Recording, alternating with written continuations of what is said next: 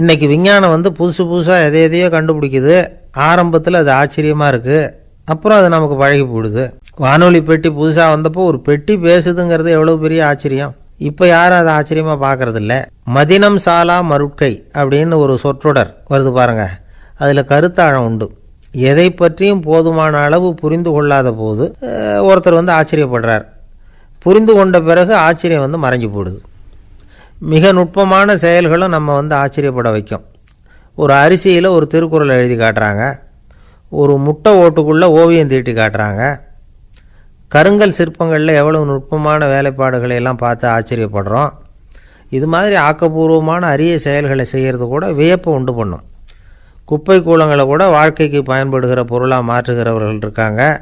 அவர்களுடைய செயல் வியப்பு அளிக்குது.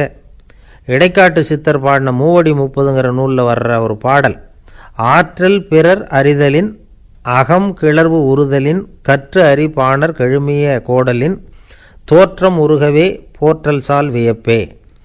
ஒருத்தருடைய ஆற்றல் தெரியாமல் இருந்தது, அவருடைய அரிய செயலை பார்க்கும் பொழுது வியப்பாக இருந்தது, மனசுக்குள்ள கிளர்ச்சி. பாவலர்கள் இவர்களுடைய புகழை பாடி மற்றவர்களும் தெரிந்து கொள்ளுமாறு செய்கிறார்கள். அப்படிங்கிறது தான் ஒரு யதார்த்தமான உண்மை.